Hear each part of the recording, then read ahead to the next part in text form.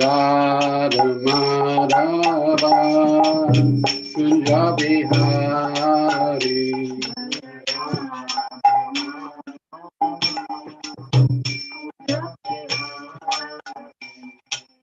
Gopi Jana Bala Bala Girivardhari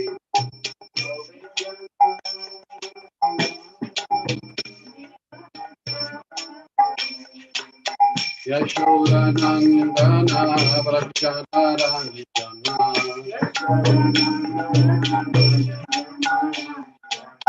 Yamuna Tira Vanachari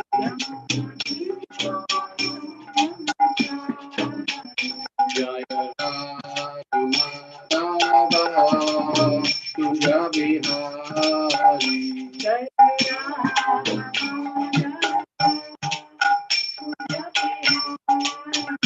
Jaya Radha Madhava Kunja Bihari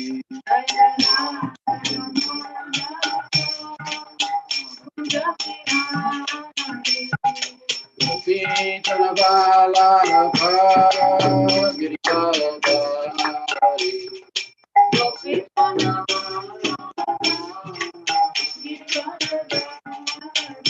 Jaya Gopi Jana Bala Girivardhari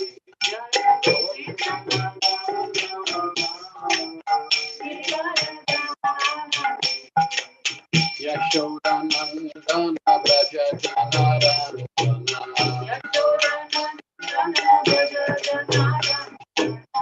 Yamuna Tira Vanachari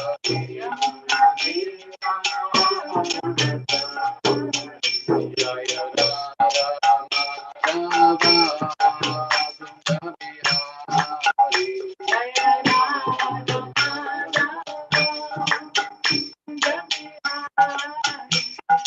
Gopi Jana Bala Girivardhari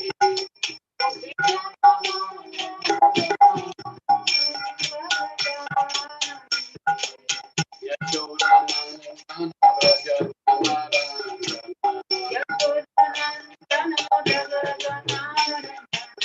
Yamuna Tira Vanachari Jaya Radha Madhava Kunja Bihari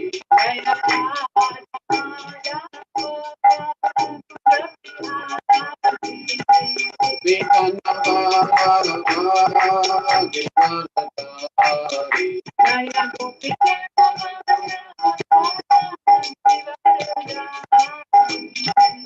Yashoda Nandana Vrajadharanjana Yamuna Tira Vanachari Jaya Radha Madhava Kunja Bihari Jaya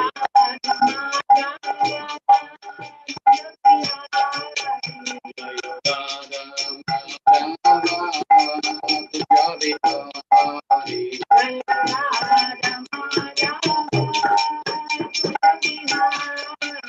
Hare Krishna Hare Krishna Krishna Krishna Hare Hare Hare Rama Hare Rama Rama Rama Hare Hare Hare Krishna Hare Krishna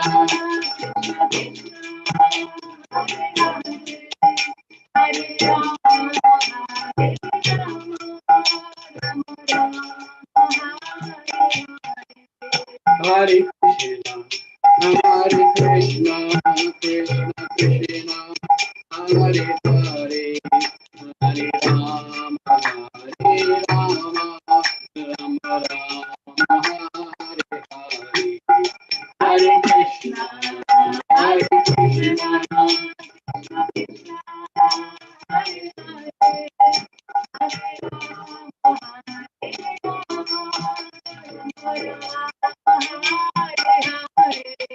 Hare Krishna, Hare Krishna, Krishna Krishna, Hare Hare, Hare Rama, Hare Rama, Rama Rama, Hare Hare. Hare Krishna, Hare Krishna, Hare Krishna,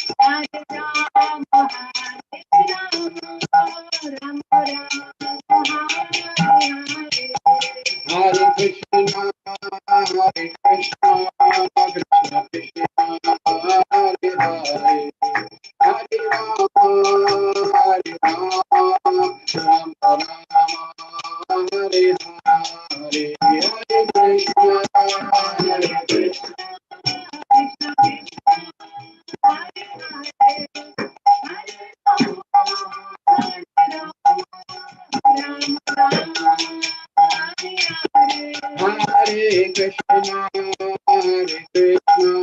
Krishna Krishna, Hare Hare, Hare Rama, Hare Rama, Rama Rama, Hare Hare, Hare Krishna, Hare Krishna.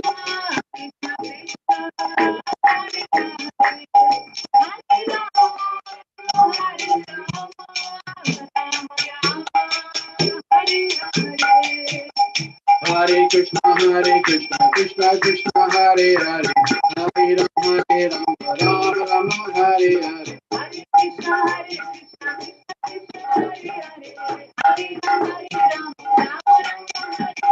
Hare Krishna, Krishna Krishna, Hare Hare, Hare Rama, Rama Rama, Hare Hare. Hare Krishna, Krishna Krishna, Hare Hare, Hare Rama, Rama Rama, Hare Hare. Hare Krishna, Krishna Krishna, Hare Hare, Hare Rama, Rama Rama, Hare Hare.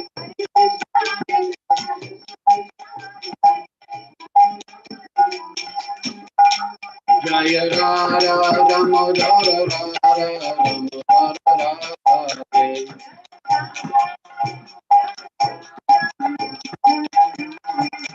Jaya Prabhupada, Jaya Prabhupada, Jaya Prabhupada, Jaya Prabhupada.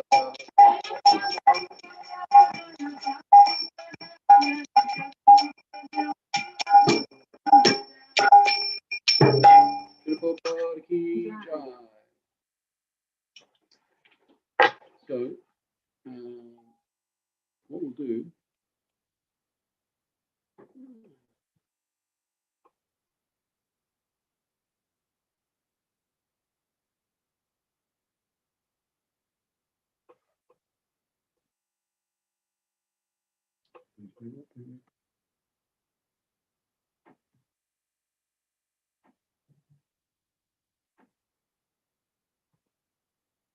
So we'll sing this. We'll sing this verse because obviously we're speaking from Srimad Bhagavatam Canto 10 today, the pastimes of Krishna. So it's nice to sing this nice invocation before we discuss these pastimes of Krishna. So we'll just sing this very quickly. Everybody, I'm sure, knows it. Ready, Mark? Krishna Krishna Krishna Krishna Krishna Krishna Krishna Hey.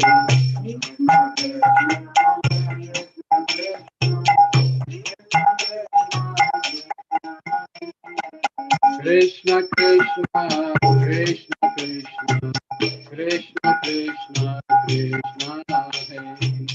Krishna Krishna Krishna Krishna Krishna Krishna Hare. Krishna Krishna Krishna Krishna Krishna Krishna Rakshama. Krishna Krishna Krishna Krishna Krishna Rakshama. Krishna Krishna Krishna Krishna Krishna Krishna Krishna Krishna Krishna Krishna Krishna Krishna Krishna Rama Rama Rama Rama Rama Rama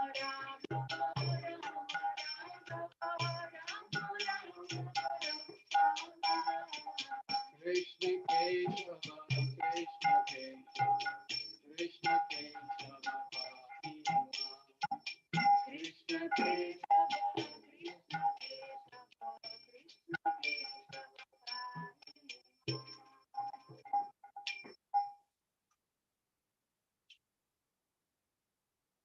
Namo Bhagavate Vasudevaya. Om Namo Bhagavate Vasudevaya. Om Namo Bhagavate Vasudevaya. Om Namo Bhagavate Vasudevaya.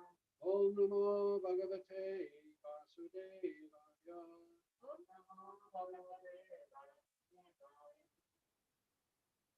So we're going to look at this wonderful pastime. Krishna Prabhu, Yes. your voice has gone a bit low. I don't know why. It was okay when you were singing. Oh, okay. Can you hear me now? Now much better. Okay, maybe it's a Thank you. little distance from the computer. Yeah. Okay, so we're going to read. We're going to look at the first verse of chapter 15 of Canto 10, which describes this wonderful festival of Gopastami. Many of us will know this pastime. It's Krishna coming of age and taking hold of the cows. So we'll look a little bit at this verse. We'll look at the different ages. We'll look at the pastime, how that happened, and what happened with Mother Yashoda and Nanda Maharaj, and the events leading up to this time. So let's look at the verse first. It's always good to do a verse. So this is Srimad Bhagavatam 10:15:1. We'll do it in response here, but then we won't do it over the thing. So, Shri Shuka Udvacha, Tascha Paganda Vaya Shri Tauvraje, Babu Vatastau Pashupala Samatau, Gashcharanyanto Sakhibir Saman Padayir,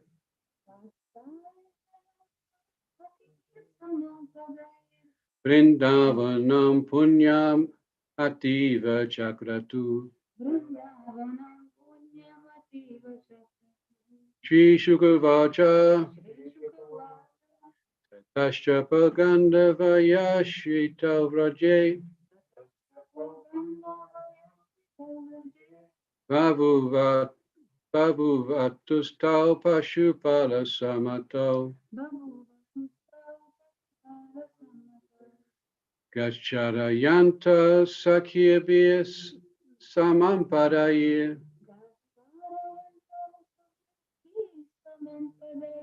Vrindavanam Punyamativa Chakratu. Okay, we'll do the word for word.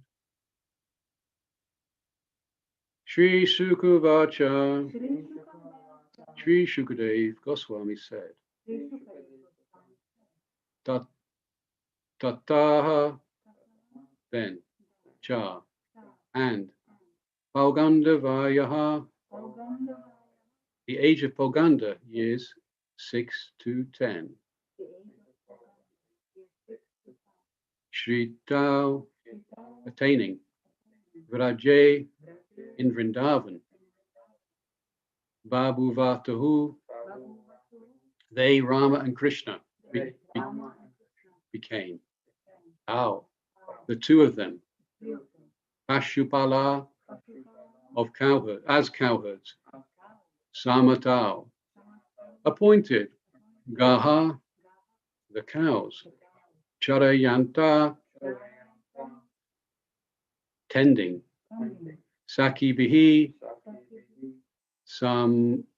Sakibihi Samam, along with their friends. Padaihi, with the marks of their feet. Vrindavanam, Sri Vrindavan. Punyam, auspicious. Ativa, extremely. Chakratuhu, they made. And then we read the translation. Shukadeva Goswami said, when Lord Ram and Lord Krishna attained the age of Poganda, 6 to 10, while living in Vrindavan, the cowherd men allowed them to take up the task of tending the cows. Engaging thus in the company of their friends, the two boys rendered the land of Vrindavan most auspicious by imprinting upon it marks of their lotus feet. And we'll go on and read the purport. Remove this thumbnail for me. So the purport: Lord Krishna wanted to encourage his cowherd boyfriends who had been swallowed by Aghasura and then stolen by Lord Brahma. Therefore, the Lord decided to bring them into the palm trees forest of Dalavan, where there were many delicious ripe fruits. Since Lord Krishna's spiritual body has apparently grown slightly in age and strength, the senior men of Vrindavan, headed by Nanda Maharaj, decided to promote Krishna from the task of herding calves to the status of a regular cowherd boy. He would now take care of the full-grown cows, bulls, and oxen. Out of great affection, Nanda Maharaj had previously considered Krishna too small and immature to take care of the full-grown cows and bulls. It is stated in the Kartika Mahatmya section of the Padma Purana, Shuklastami Kartiketu Shmita Gopastami Bad Budhaihi Tadinad Vasudevo Bud Gopad Purvam Tu Vatsapaha. The 8th lunar day of the bright fortnight of the month of Kartik is known by authorities as Gopastami. From that day, Lord Vasudev served as a cowherd, whereas previously he had tended the calves. The word Padahi indicates that Lord Krishna blessed the earth by walking on her surface with his lotus feet. The Lord wore no shoes and other footgear, but walked barefoot in the forest, giving great anxiety to the girls of Vrindavan. He feared that his soft lotus feet would be injured.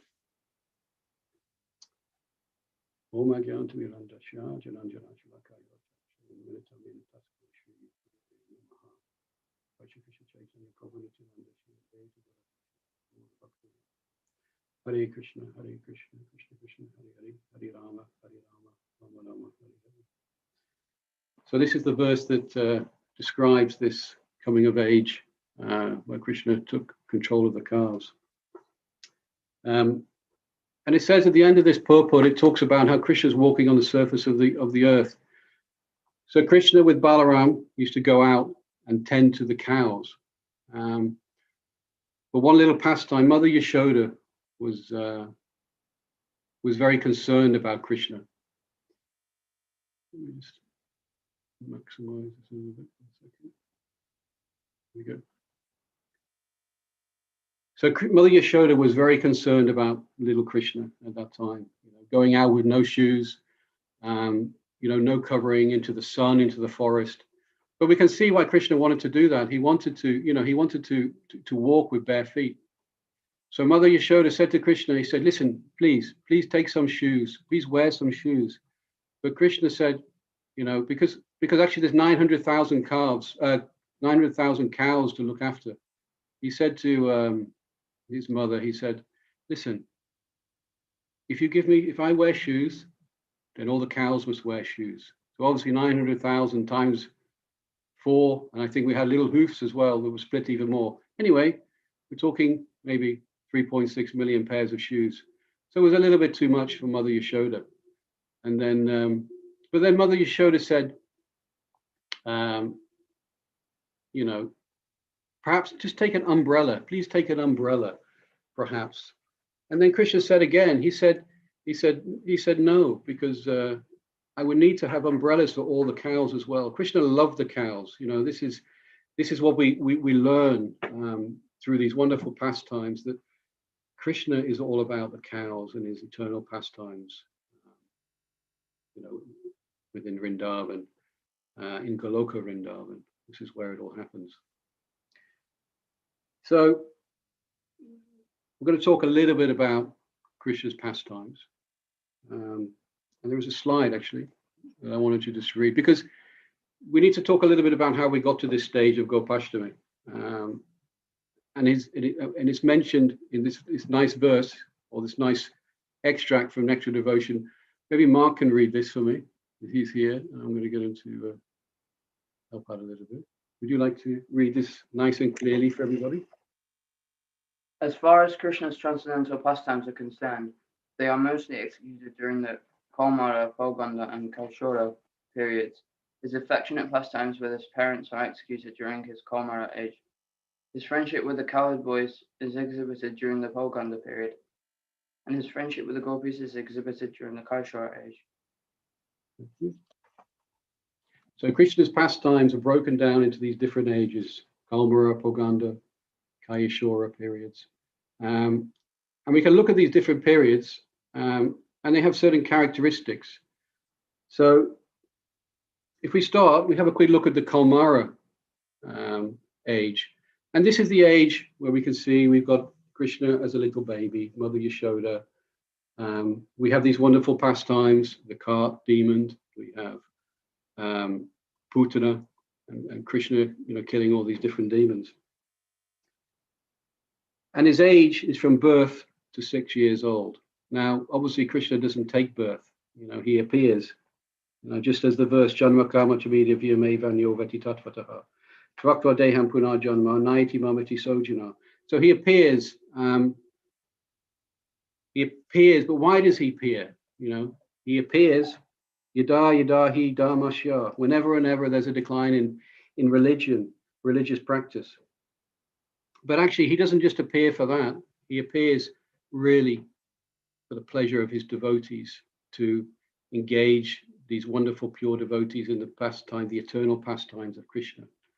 Krishna reaps so much pleasure with these pastimes, but he's also the most kindest, most kind as well, that he can do that.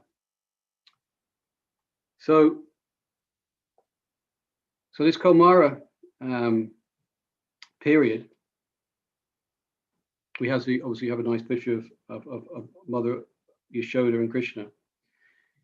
He appears and he makes all the devotees think that actually that Krishna, Krishna's God at the end of the day. So he appears as a little child, but all the gopis, Mother Yashoda, all of them, they think that actually Krishna can't survive because he's such a vulnerable little baby. They witness how from a little child he grows and he starts to crawl, to walk, to talk. We hear about the pastimes of where he's stealing butter. He gets frightened. He appears to get frightened in the danger of all these different demons. But we know, that Krishna is able to beat all of them. We know that Krishna is unlimited. He is a tutor. He is infallible. And this is really the focus of the pastimes during this time. And there's different rasas that go on during this time as well. We have the servant because everybody wants to serve Krishna. We have the das. We have this dasya. We also have this parental kind of affection that is experienced by Mother Yashoda and all the gopis as well. They so much want to share this exchange with Krishna. Krishna obviously moves on to the next stage, which we've kind of touched on briefly, which is the Poganda age. And this is where he goes from the age 6 till 10. And this age is really suited to Krishna's friendships, his friendships with the cowherd boys, and how he can develop with that. He's not so much interested in Mother Yashoda so much at this time. He's kind of come of age, and we can see this developing within him. And during this age, initially, he gains some responsibility for the calves. And then as time goes by, he then progresses even further and gains responsibility for all the cows, or all the cows of Nanda Maharaj. He goes out with his friends. They enjoy wonderful pastimes, eating together, wrestling with each other. They make jokes. And this is Krishna just sharing these wonderful pastimes. And when the calves scatter, he climbs to the top of Govardhan, and he plays his flute, and the amazing sounds of his flute, everybody captivates everybody. Now this is the time actually also, because Krishna is known as Govinda. He is the protector of the cows, and he satisfies everyone's senses. This is this is his nature. So we then move on and look at this, brief look at this, the next stage. So this is some other pictures from actually the Pauganda stage. You know, Krishna, Balaram. Actually, it's the same picture as here, I noticed, up here. And then we have obviously Krishna and Balaram defeating Denukasura in the forest of Talavan. And then the next stage, which is from 10 to 16, is where Krishna is really expressing his Madhurya Leela, you know, where he's associating and exchanges with the gopis. Now, Krishna is a little bit different to a normal person. A normal person grows. So Krishna is actually, if you think about it, 10 to 15. He's, you know, pretty young, and when he starts to look after the cows, he's 6 till 10, so very young. You wouldn't send your child looking after the cows at that age. But Krishna is extraordinary because he grows, he matures more so than a normal human being. And it's said that he's actually 1.5 times older than his actual age that he is. So when he's 4, he is 6. When he is 8, he is 12, example. So this is why we sometimes think, well, how can he possibly be engaging in these different activities?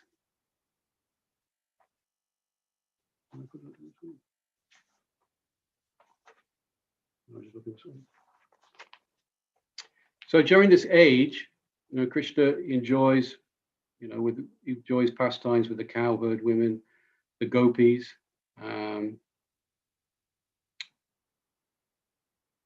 Yeah, and we have this wonderful rasa dance. But this rasa dance is very, very difficult to actually understand. You know, these pastimes. It's said that actually we need to really study these books before we can even get into Krishna Leela. So we have to start with Bhagavad Gita, work our way through Srimad Bhagavatam. We were hearing the other day from Krishna Dharma that actually we really should be focusing on Canto 1 and 2. So to have some real understanding, because the risk is we will interpret these different pastimes from a material perspective, but we have to be very careful how we interpret these things from a lusty point of view. But actually there's no lust involved with any of these pastimes. And then finally, we have a final stage that Krishna goes into, which is actually called the Yavana stage. This is when he leaves Vrindavan and ends up in Dwarka, and he becomes the king of Dwarka. He has his 16,108 wives, and he expands himself 16,108 times, and lives with each and every single one of these different queens there. And this is a very different type of feeling in Dwarka. It's more of an awe of reverence, whereas the pastimes within Vrindavan are Madhurya, sweet, very sweet conjugal love type of pastimes. Actually, the highest form of love that can be experienced. And hopefully one day we may get to experience some of these things ourselves. So if we go back to the Pauganda age, this is what we're talking about today. This is the beginning of the Pauganda age. And, you know, as I said, you know, Krishna is an extraordinary child in every way. And he passes through these ages very quickly, you know, more than a normal child. You know, I mentioned that, you know, his age, he develops 1.5 times more than a normal child. Shukadev Goswami, he actually explains to Maharaj Parikshit, you know, during the time when Garga Muni was performing the name-giving ceremony for Krishna, he was giving him his name. So he was only a small little baby. At that age, a normal child, they don't really do much. You wrap them up in a bundle and you hold them, and they're not really doing too much. But Shukadev Goswami says, he says, within a very short time, both Balaram and Krishna, still in Gokul, very easily begin walking on their legs without having to crawl. So it says here that actually they're crawling and they're walking straight away, you know, as soon as they come out, and explaining this, the way that they grow. You know, soon after, and we look at the progression of how we got to Krishna taking care of the cows and calves. Krishna had all these pastimes initially in Gokul, the Putana pastimes, and it was very, very dangerous there. And the cowherd, the leader of the cowherd men, he suggested at that time that perhaps it's time to get away from here because it's very dangerous. It was actually the leader of the cowherd men, Upananda, the elder brother of Nanda Maharaj. He said to Nanda Maharaj, listen, let's move, let's take the children, let's take everybody, and let's move to Vrindavan. So this is when he moved to Vrindavan to enjoy these pastimes.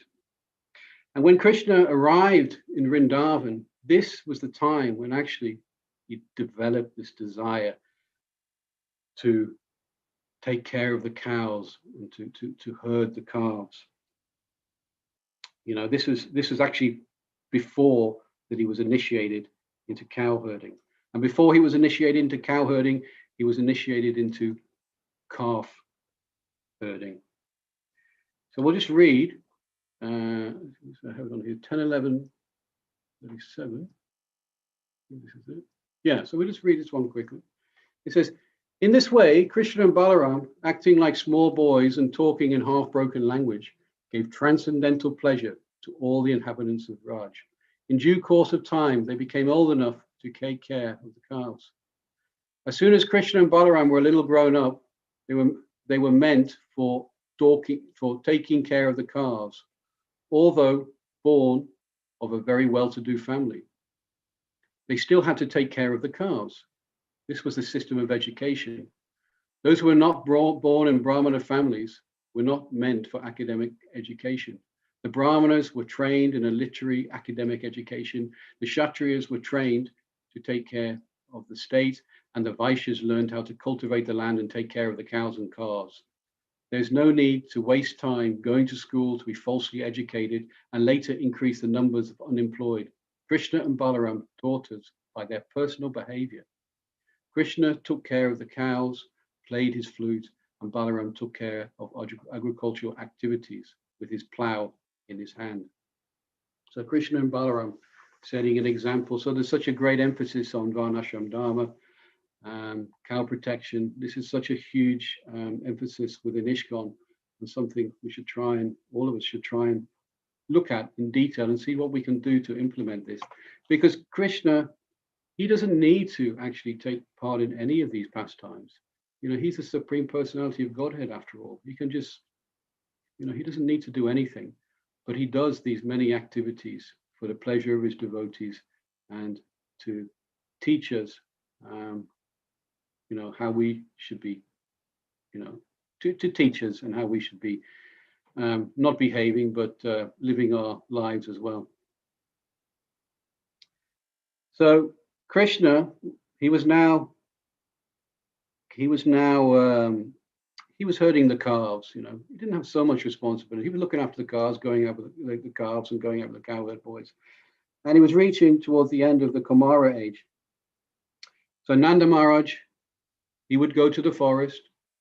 He would take Krishna with him, and Nanda Maharaj would teach Krishna, you know, how to look after the cows, you know, how to train them, how to grab them, how to fight them, you know, how to be a cowherd boy. But Mother Yashoda, she really didn't like this because Krishna was still little. He was a little boy, still very, you know, very, very gentle. Mother Yashoda really didn't like this. And she would chastise Nanda Maharaj and say, Nanda Maharaj, why are you taking such a little boy to such a dangerous place to look after these cows? You know, this is the type of relationship that they had. But actually, Mother Yashoda, she didn't understand. You know, she was a little bit blind, you know, with all her deep love for Krishna. She was a little bit blind that she couldn't see that you know, Krishna's stature was increasing, and his dharma was growing. You know, he was slowly moving into his eternal occupation and showing this, demonstrating this through his different activities. Krishna is not human, but the pastimes he performs are described as Naravat, or human-like pastimes. So he's imitating human-like pastimes for the pleasure of his devotees. So what is Krishna's dharma? What is his occupation? What is his eternal pastimes? Well, we know this. We know this from the stories and pastimes and the books, that he's the most happiest in Goloka Vrindavan, playing with the cows, playing with his cowherd friends, just having these wonderful, blissful times. Herding cows. Krishna is a cowherd boy, eternally enjoying his pastimes in Goloka Vrindavan. So the cows are so special. I mentioned previously cow protection, varnashram, so important. So now, Mother Yashoda had to really let go of Krishna and give up this restraint that he had for her, because Krishna he's growing up, he's moving on. We have to let go a little bit, similar to normal age, where you have, maybe not at such a young age, but when your child becomes 15, 14, 15, you're thinking, wow, I can't really, I have to let them do what they want to do, within limits. So by this time, Mother Yashoda and Nanda Maharaj, they discussed with each other. They sat down as parents and they discussed with each other. He said, okay, so they agreed, okay, it would be best to let Krishna look after the calves. At this stage, it was just the calves. And this pastime, and Krishna looking after the calves, was actually in the local vicinity of the village. He wouldn't go any further than that, but it was the beginning. And this was the first initiation, actually, the first initiation of Krishna into looking after the cows. So Nanda Maharaj consulted with the other elders, and they prepared an initiation. He looked at different tantrics, he determined the proper time, and arranged for appropriate mantras to be given. And then Krishna, along with Balaram and the other cowherd boys, they were given a rope, they were given a stick, they were given a flute, and a horn to carry. This was their equipment that they needed to carry out their task. So as mentioned, all these tasks, all these, what I'm describing here preceded Gopastami, which took place just before the Gopanda Leela, when that started. So the Gopanda Leela, it begins at the 15th chapter. We read the first verse, and it carries on through the 15th chapter. It's when Krishna killed Dhenukasura, and actually on the 15th chapter was the first time that he had some glances with the gopis. Nothing more but some glances. And we continue this, let us continue this progression of what happened to Krishna. As the Poganda Leela, or the age, began, Krishna changed a little bit. Krishna at this time refused to allow Mother Yashoda to bathe him as a child, because some bashfulness came about. Very similar to what we experience, that accompanies the age. And this was very upsetting and very grave for her, because she knew that soon he would insist on herding the cows and not just the calves. She knew that he wanted more.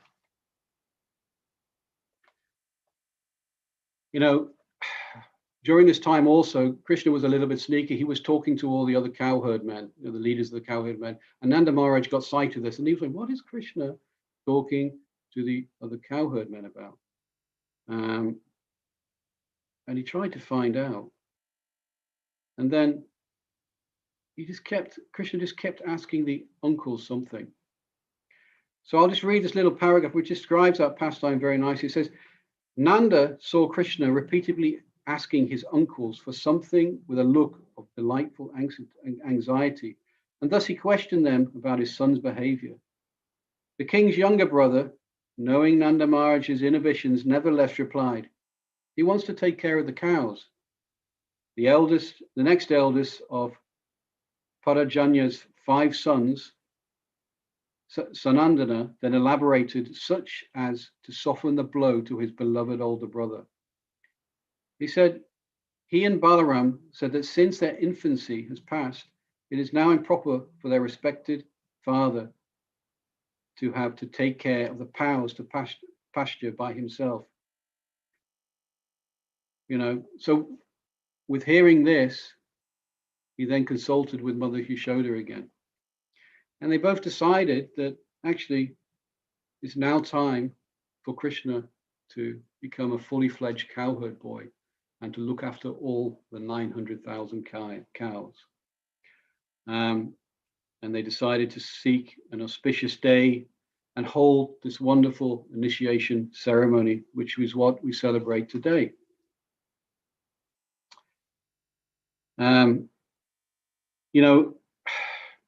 The cows love Krishna.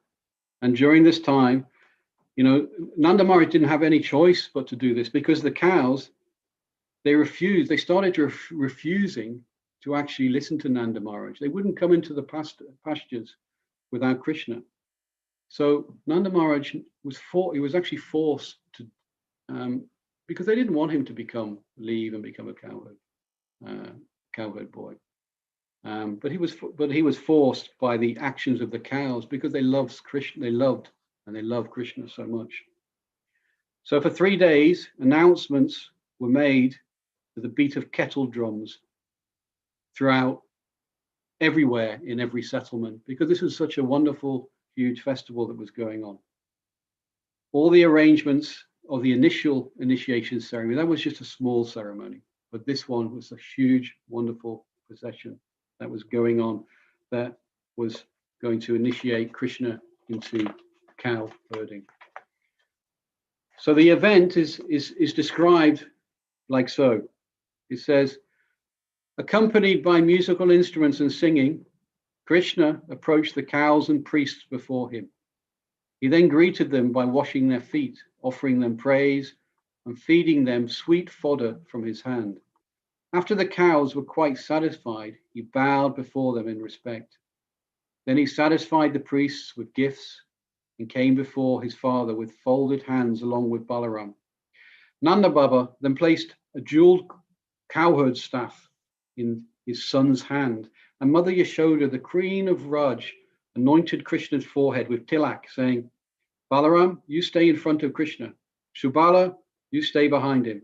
Sridharma and Sudama stay by his side, and the rest of you gather around him, for he is your dear friend.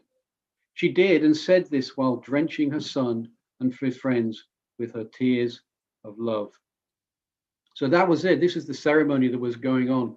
And once the ceremony was complete, Krishna, he shouted, "Ya, ya, ji," to get the cows to move, and because it was ready for them to now go off into the forest of Vrindavan.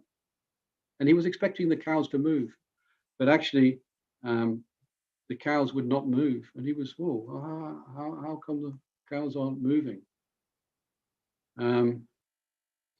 Because the cows wanted to stay behind Krishna. They wanted to see the beautiful form of Krishna in front of them. We have a picture. This is the picture which describes it. All the cows are behind. You see today, if you ever come across any, when you're driving down the country roads or whatever, you may come across, I don't know, some animals, sheep, maybe cows, or sometimes sheep. Generally, they're not walking nicely behind the shepherds or cowherd men, whatever they can be. So this is very unique in that sense, because Krishna is the most beautiful object to the eyes. And the gopis confirm this. They say from the Gopi Gita, their prayers to Krishna in Canto 10, Chapter 21:7, they say, the cowherd girls said, "O friends, those eyes that we see the beautiful faces, those eyes that see the beautiful faces of the sons of Maharaj Nanda are certainly fortunate. As these two sons enter the forest, surrounded by their friends, driving the cows before them, they hold their flutes to their mouths and glance lovingly upon the residents of Vrindavan. For those who have eyes, we think there is no greater object of vision. So this is very nice pastimes and very nice thoughts that we can try and envision. But actually, if we become pure, if we follow this process of Krishna consciousness, we purify our mind, purify our thoughts, purify our existence by following this process, then we can take part in these pastimes and we can experience these pastimes. When we hear them now, they seem, well, for me, they seem so far off. But there is a little hope that actually we can enter into these pastimes and possibly become a part of it. You know, those interested in Krishna's eternal friendship will hanker to herd cows with him through the initiation ceremony of Gopastami. Now, a lot of this is from Gopala Champu, and there's a wonderful, this is by Jiva Goswami, which describes more, a little bit more detail of these pastimes. Srimad Bhagavatam, Canto 10, it describes everything, but doesn't always go into the detail. So, you know, Krishna is Govinda. He is the protector of the cows. And Jiva Goswami, he penned in Gopala Kampu, he said, whenever they are satisfied, so too is he. Whenever they are hungry, he is as well. He calls them near again and again, and pressing against them, he relishes their scent and further embraces them, examining them closely and feeding them. Without him, their hearts are empty, and they stand motionless as if they were painted. Only when they are reunited with him do they recover, smelling, seeing, hearing, tasting, and touching him. This is the relationship of Krishna and his cows. So how can Krishna act in such a way? How can God act in such a way in these type of pastimes?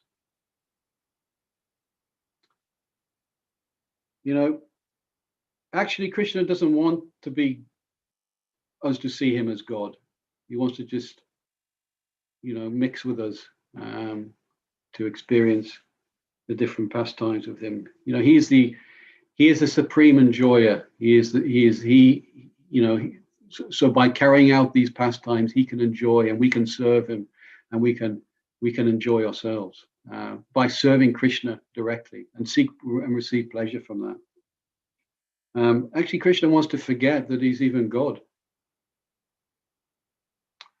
You know, it's important to understand actually that we have different relationships with Krishna that we need to learn about and develop and try and establish. But this is actually the whole process of Krishna consciousness, is to develop our eternal relationship with God, our eternal relationship with Krishna, and find out exactly what that is. You know, with Krishna we can have this Aishvarya relationship where we see him with awe and reverence.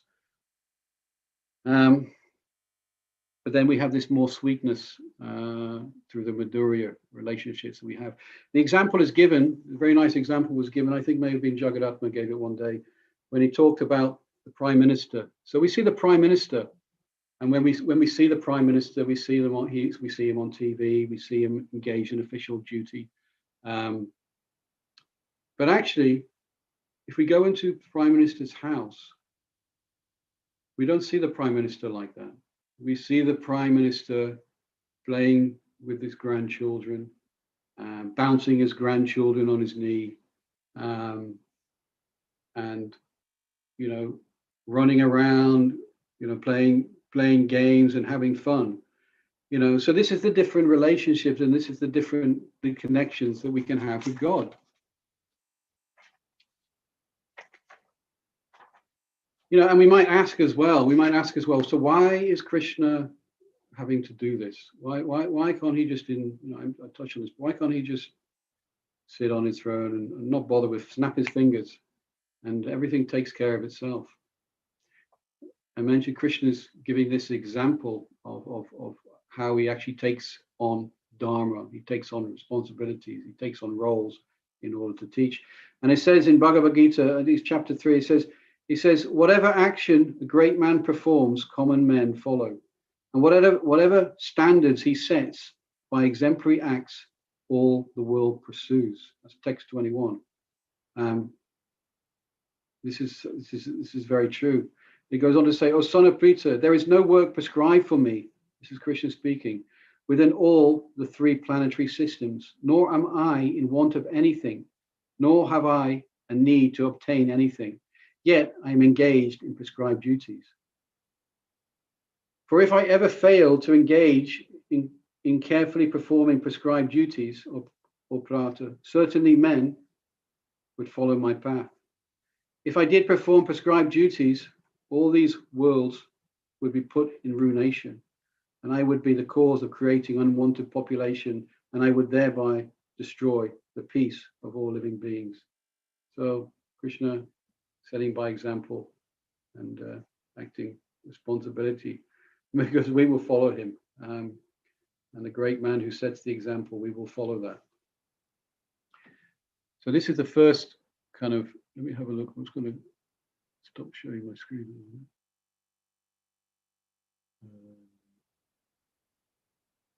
What time is it? Okay.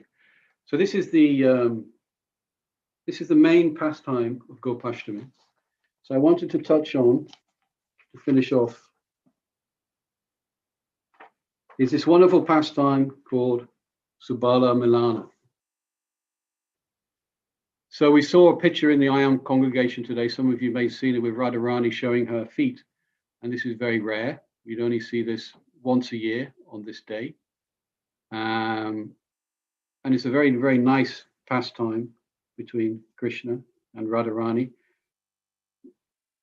How we understand it, we may need to be a little bit more advanced to understand these interactions. But at the same time, it's very nice to hear these pastimes. This is the day when, the gopis dress up as gopas, because actually they want to share in these pastimes that Krishna has with the gopas, because they can see, wow, there's some amazing pastimes going on there. I want to take part of it. So I'm just going to read that little bit of a pastime. It's very nice. It's narrated. So it'll take a couple of minutes after that. I hope that's okay with everybody. I think we're still doing okay. Yeah, you have time. Yeah, okay. So among all of Krishna's friends, Subala is perhaps the most intimate. He is the leader of the Priyanarama Shaktas, who acts as accomplices in Krishna's loving dealings with Radharani's and other cowherd girls of Raj. Subala has a very fair complexion, like Radharani's. In fact, his countenance very closely resembles Radharani's. So they're very similar looking. Quite interesting. One day, Krishna felt so deeply the pangs of love for Radha that he was inconsolable in his separation from her. He called his dear friend Subala and said, I can't stand being away from Radha. You have to get her and bring her to me. Bring her to me somehow. Subala, perplexed, replied, how can I bring her out of the forest in broad bring her out to the forest in broad daylight? Radharani was kept from meeting with Krishna by the vigilant elders, especially Jatila, Krishna, the naughty man, they certainly Radharani wasn't going to be allowed to go over there. The mother of her so-called husband, that was Jatila. Jatila kept a close watch on Radharani day and night, and Subala worried about how he would be able to manage to spirit her away from her home. Krishna was insistent. You'll figure it out. You have to manage it somehow or another. Determined to satisfy his friend, Subala hatched a plan. He approached Radha's home with one of his calves under his arm. As he got near the house, he set the calf down on the ground and gave its tail a quick twist so it would run off. And then he approached Radha's home. Ever watchful and ever suspicious, Jatila called to Subala, "Say, what are you doing here? You're that boy who was always hanging out with that rascal Krishna. You boys are undoubtedly up to no good. You get out of here right now." No, you've been mistaken, dear mother, Subala protested. "I've lost one of my calves. His mother is causing quite a stir, moaning in separation from her baby. I just want to bring him back, like a good cowherd boy." And then Jatila, despite her suspicion, was persuaded. "Well, I don't see your calf. I don't see how, I don't see your calf could find its way all the way here from Nandagram, but have a look anyway. You'll see that he's not here."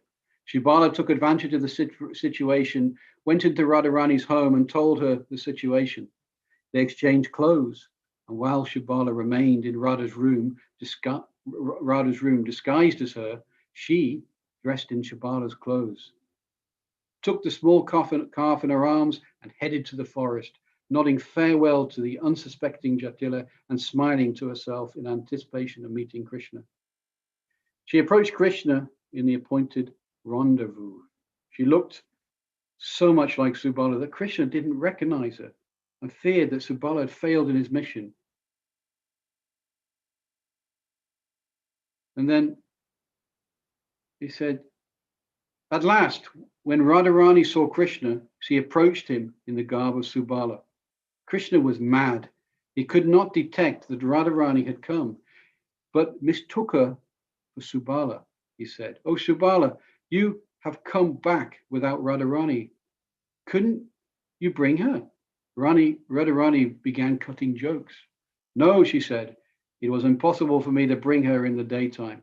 Krishna said, "Then what am I to do? I can't tolerate my life any longer." Radharani said, "If you say so, I can go to Chandravali and bring her." No, Krishna said, "Curd cannot satisfy the thirst for milk. It is not possible." Krishna was faint with disappointment. Then Radharani embraced him, saying, "My lord, can't you recognize your maidservant? You failed to recognize me." Then Krishna again was full of joy. So this is the pastime which is described, which we hear about. And I was looking at some YouTube videos, many places now these young girls are dressing up as gopas to reenact this very, very nice pastime. So during this month of Kartik, we can also offer extra special prayers to Radha, so that we can get extra devotion for Krishna. This month affords special occasion each day to gain the favor of Bhakti Devi Radharani by deepening our commitment to the process of devotional service, such as hearing, chanting, and remembering the glories of Krishna's divine names, beauty, character, and pastimes. As the end of the month approaches, Radharani accepting Subala Vesa is one of the sweetest such occasions. So these are the two main pastimes of Gopastami. So I thank you all for tolerating and listening, and I hope it made some sense. His Grace Krishna Prabhu Ki Jai. So thank you so much for that wonderful pastime of both Gopastami as well as this Subala Vesha. You took us to Vrindavan, Prabhu. Nicely reading the purports from Srimad Bhagavatam, and also quoting from Gopal Champu by Goswami. Thank you very much. It's nice to see that how much Krishna loves cows. So he loves so much that he's happy to tend them, protect them. So thank you so much, Prabhu. Has anybody got any comments? Anybody wants to? There are a couple of comments here by Sumadhur Radhika Mataji. Thank you very much for a blissful class. Thanks for sharing beautiful images. Excellent. Okay, so thank you again. Just a couple of quick announcements before we move on to the next part of the program, which is singing Damodar Ashtakam prayers. I understand that it is Veenavadini Mataji is going to sing today. So the quick two announcements I have is we have one devotee from India recently came to UK and is living in Manchester. His name is Abhayankar Krishna Prabhu. Abhayankar Prabhu, if you are there, you can open your camera, if that is okay. If otherwise, don't worry. Abhayankar Krishna Prabhu is a disciple of His Holiness Bhakti Charu Swami Maharaj. Hare Krishna Prabhuji, welcome to Manchester, ISKCON Manchester. Welcome to our ISKCON Manchester. So Prabhuji came just a few months ago to UK, to Manchester. He's doing his masters. As I mentioned, he's a disciple of His Holiness Bhakti Charu Swami Maharaj. He was personally trained by His Grace Radhesham Prabhu from Pune, and he also served in voice. There is a voice college there, youth program. He served in Pune for 3 years, and he's going to be with us for a year or so. So let us welcome this wonderful devotee Abhayankar Krishna Prabhu into our congregation by 3 loud Haribols. Haribol, Haribol, Haribol. So coming Friday, we have a guest speaker, His Grace Raghupati Prabhu, and he will be speaking on glories of Bhishma Deva. The last 5 days are known as Bhishma Panchaka in the month of Kartik. So it is nice to hear about a great devotee, Bhishma. So Prabhuji has kindly agreed to give class on glories of Bhishma Deva. So please do take time to attend that. And on Sunday, next Sunday, we will be dedicating the entire program for Kirtan. Usually we get together, we do, Kirtan like 8 hours, 12 hours, we physically meet, but due to the current situation, we'll be doing this program virtually. So the program will be starting at 12 and it goes until 4 p.m. or so. So it will be entirely dedicated to the Kirtan, and each Kirtaner will be talking a little bit about the importance of the holy name. So please make a note of it, and you can inform your near and dear. This is the program for that day. Kirtan is nice to chant the holy names of the Lord in the month of Kartik in the association of devotees. Malakumar Prabhu is not here, but as he mentioned a couple of weeks ago, that the book marathon has already started. So I know that it is a little tricky to go out and distribute, but you can do whatever is possible. So if you want some books, just please contact Madhav Kumar Prabhu. He will deliver either by hand or by post or different means.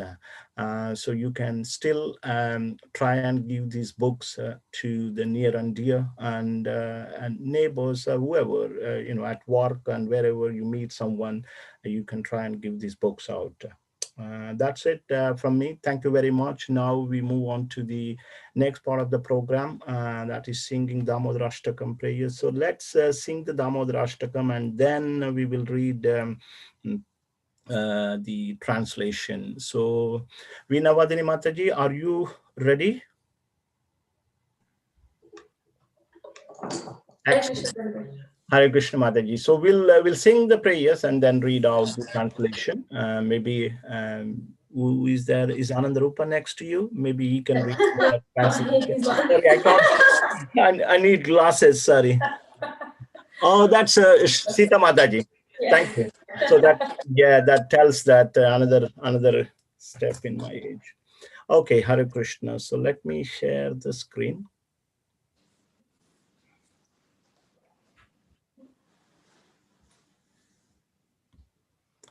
Can you see the Mataji? Can you see the screen?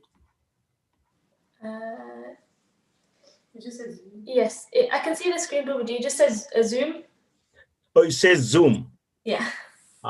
So I don't have to just do something here, isn't it? Okay, let me just give.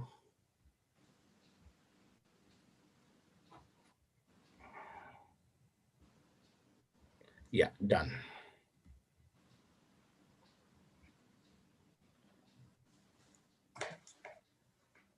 Are you okay, Mataji, now? Are you able to see Namameshwaram? Yeah, thank you.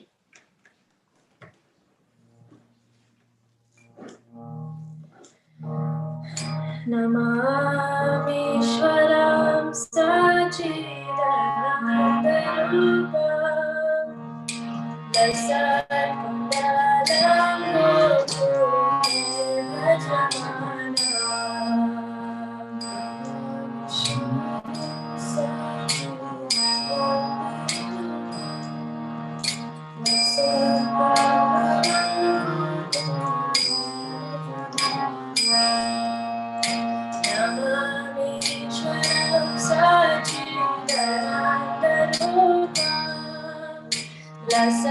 Kundalam Gokule Vrajamana Namameshwaram Sachidanandrupam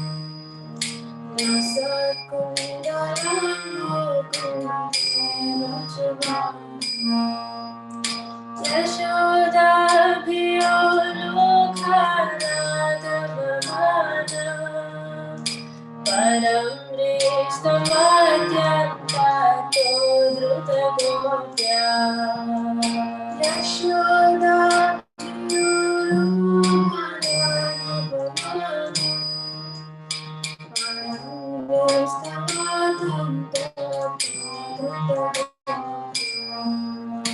Mudanta Munetrayumabhijanta Karam Bhojayumena Satankanetra Mudanto Munetrayumabhijanta Karam Bhojayumena Satankanetra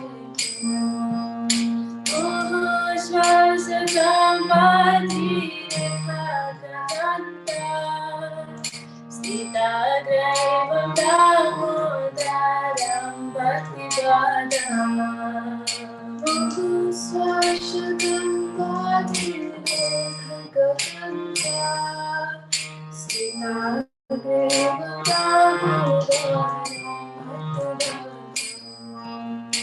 Iti Swalila Vidananda Kunde Sagoshani Vajantam Nakapayanta Iti Swalila Vidananda Kunde Sagoshani Vajantam Nakapayanta Tadiyai Sikagnesu Bhakte Jitatma Puna Prema Tastam Sakamiti Manda Tadiyai Sikagnesu Bhakte Jitatma Puna Prema Tastam Sakamiti Param Deva Mokshama Mokshamadimba Najanya Vireha Garesha Dakiha Param Deva Mokshama Mokshamadimba Najanya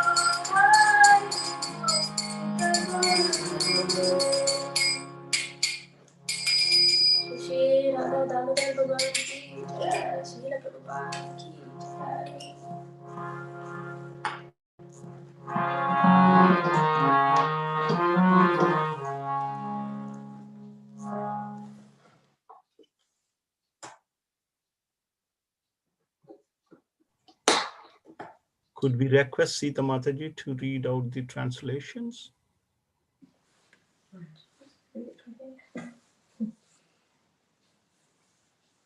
To the Supreme Lord, whose form is the embodiment of eternal existence, knowledge, and bliss, whose shark-shaped earrings are swinging to and fro, who is beautifully shining in the divine realm of Gokul, who, due to the offense of breaking the pot of yogurt that his mother was churning into butter and then stealing the butter that was kept hanging from the swing, is quickly running from the wood and grinding water in fear of Mother Yashoda. And he's been caught from behind by her, who ran after him with greater speed. To that Supreme Lord Sri Damodar, I offer my humble obeisances. Seeing a whipping stick in his mother's hand, he is crying and rubbing his eyes again and again with his two lotus hands. His eyes are filled with fear, and the necklace of pearls around his neck, which is marked with 3 lines like a conch shell, is shaking because of the quick breathing due to crying. To this Supreme Lord Sri Damodar, whose belly is bound, not with ropes but with his mother's pure love, I offer my humble obeisances. By such childhood pastimes as this, he is drowning the inhabitants of Gokul in pools of ecstasy, and is revealing to those devotees who are absorbed in knowledge of his supreme majesty and opulence that he is only conquered by devotees whose pure love is imbued with intimacy and is free from all conceptions of awe and reverence. With great love, I again offer my obeisances to Lord Damodar hundreds and hundreds of times. O Lord, although you are able to give all kinds of benedictions, I do not pray for the boon of impersonal liberation, nor the highest liberation of eternal life in Vaikuntha, nor any other boon which may be obtained by executing the 9 processes of bhakti. O Lord, I simply wish that this form of yours as Bal Gopal and Vrindavan may ever be manifest within my heart. For what is the use to me of any other boon besides this? O Lord, your lotus face, which is encircled by locks of soft black hair tinged with red, is kissed again and again by Mother Yashoda, and your lips are reddish like the bimba fruit. May this beautiful vision of your lotus face be ever manifest in my heart. Thousands and thousands of other benedictions are of no use to me. O Supreme Godhead, I offer my obeisances unto you.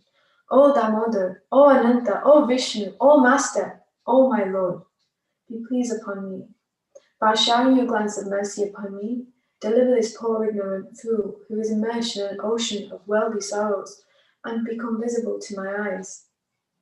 O Lord Damodar, just as the 2 sons of Kuvera, Manigriva and Nalukubera, were delivered from the curse of Narada and made into great devotees by you in your form as a baby tied with a rope to a wooden grinding mortar, in the same way, please give to me your own Prema Bhakti.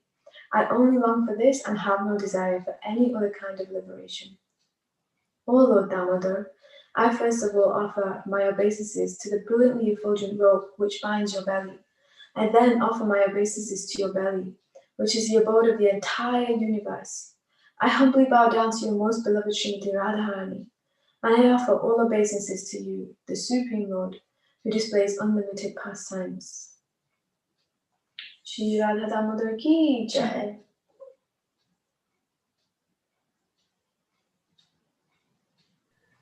So thank you very much, everyone. And Krishna willing, we shall see you all again on Zoom this Friday and Sunday. So Bolo Shri Radha Damodar Bhagavan ki jai, Radha Govinda Bhagavan ki jai, Srila Prabhupada ki jai, Nitai Gaura Premanandi, Hari Hari Bol.